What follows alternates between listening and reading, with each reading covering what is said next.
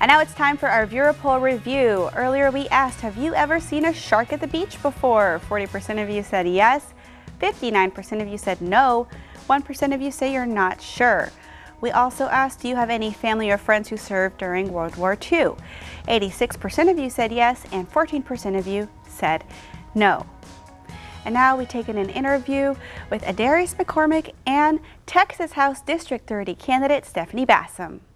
First, I want to thank you for speaking with us. Thank you so much for sitting down and talking with us. Of course. Why do you think this area, which is historically conservative, do you think they need a more liberal leader in this area? I don't know that I would say a more liberal leader. I think what we need is someone who wants to meet people in the middle to actually get things done for the constituents of House District 30.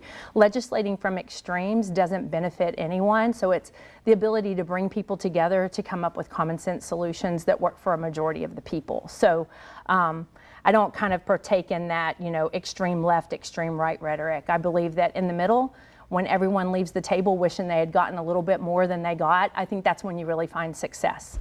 And your opponent, A.J. Louderback, has spoken a lot about border security extensively.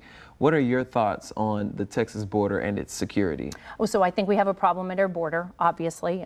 No one can deny that there's not an issue at the border, but I think, our borders are controlled by our federal government. So what I really believe should happen is that I believe that Representative Michael Cloud, John Cornyn, Ted Cruz, they need to do some actual work up in Washington, D.C. to give us legislation that helps us set a border policy.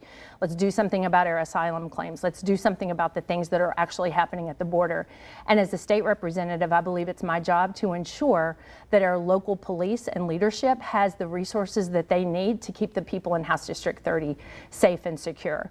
Should someone want to come in here and do us harm, because a lot of people coming across the border, they're not coming here with ill will in mind. They're coming here to look for a better opportunity. And border security is not one of, well, it is an issue, but it's not the only issue in Texas. What are some other issues that you think are important, especially for this district? For this district specifically, because I'm running for this district, public education and their support for public education.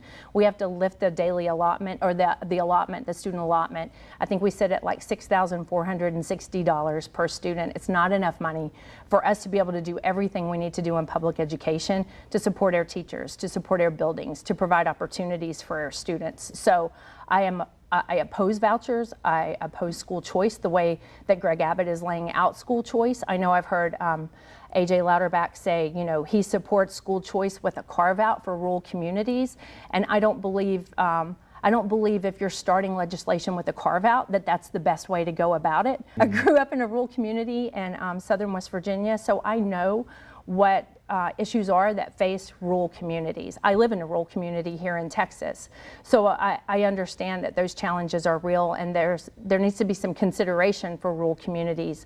But school vouchers, there's no plan for that. There's no plan to fund it. I don't know how they're going to make that work, so I absolutely oppose vouchers. Another issue that's really important to me is wages. Texas has I think it's like the 5th largest economy in the world, yet we sit in the middle of the pack for wages in this country. Our wages are suppressed. Our young people don't want to stay in House District 30. They leave to find opportunities other places. We need to do more to make sure that we are providing a future for the young people in this community.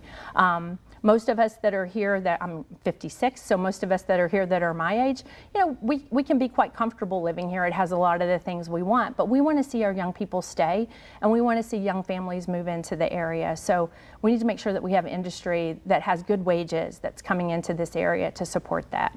And finally, when I think about where we sit in terms of health care, I believe Medicaid expansion would be very beneficial to this district and to Texas as a whole.